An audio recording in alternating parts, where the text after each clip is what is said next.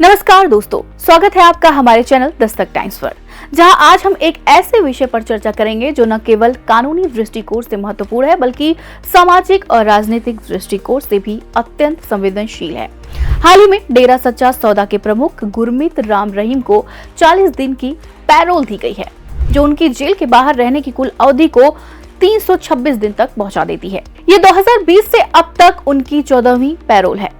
इस पर सवाल उठ रहे हैं कि एक अपराधी को कितनी बार पैरोल मिल सकती है और इसके लिए क्या नियम है। चलिए जानते हैं।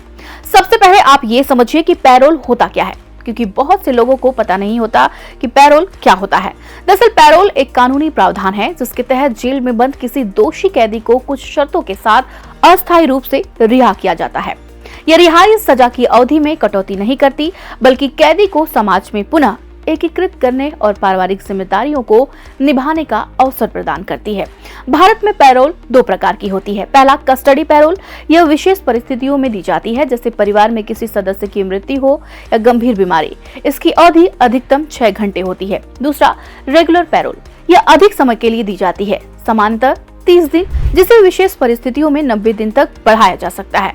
इसके लिए कैदी को पहले से प्राप्त पैरोल के 6 महीने बाद ही आवेदन करना होता है। कैदी को पैरोल के लिए आवेदन करना होता है, जिसे अदालत या जेल प्रशासन द्वारा मंजूरी दी जाती है। पैरोल की अवधि समाप्त होने के बाद कैदी को निर्धारित समय में जेल लौटना अनिवार्य होता है।